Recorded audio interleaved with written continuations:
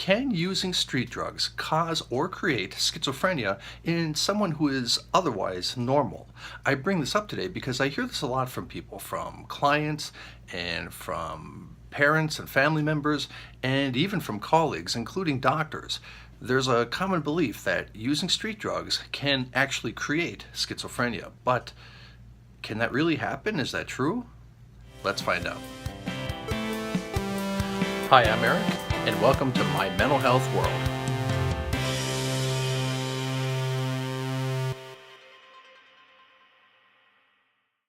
So today we're going to look at whether or not using street drugs like LSD or PCP or methamphetamine and even marijuana can actually cause or create schizophrenia in someone who is otherwise normal.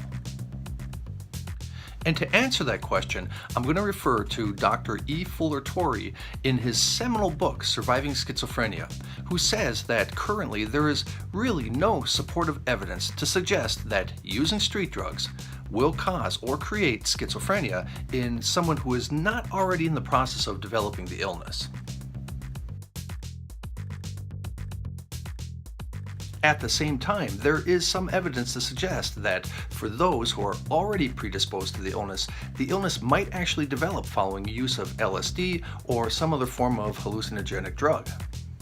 Let me clarify a little bit here, because certainly if somebody uses street drugs, they may at that time present with symptoms that are remarkably similar and even mimic those seen in schizophrenia: hallucinations, paranoia, bizarre behavior.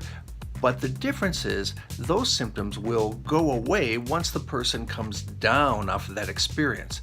This does not meet the diagnostic criteria for schizophrenia.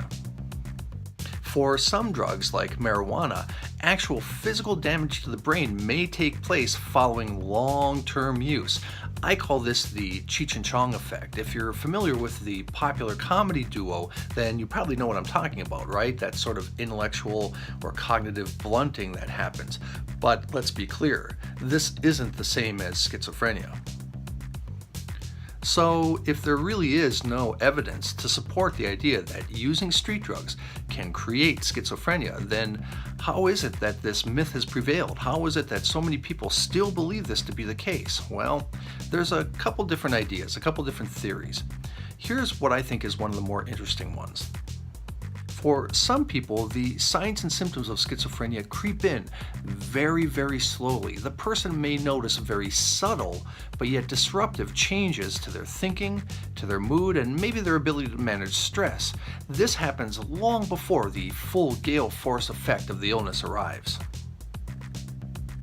To compensate for this, or maybe a better term is to self-medicate for this, the person will turn to using alcohol and or drugs.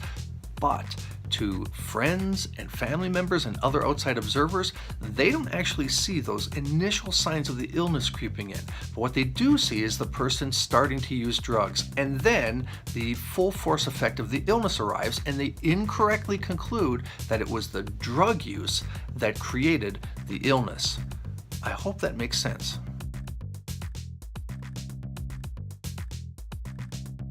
So then what does cause schizophrenia? Well, that's part of the problem. We actually don't know what causes it. There are a lot of popular and scientific theories out there, but a definitive cause has yet to be identified.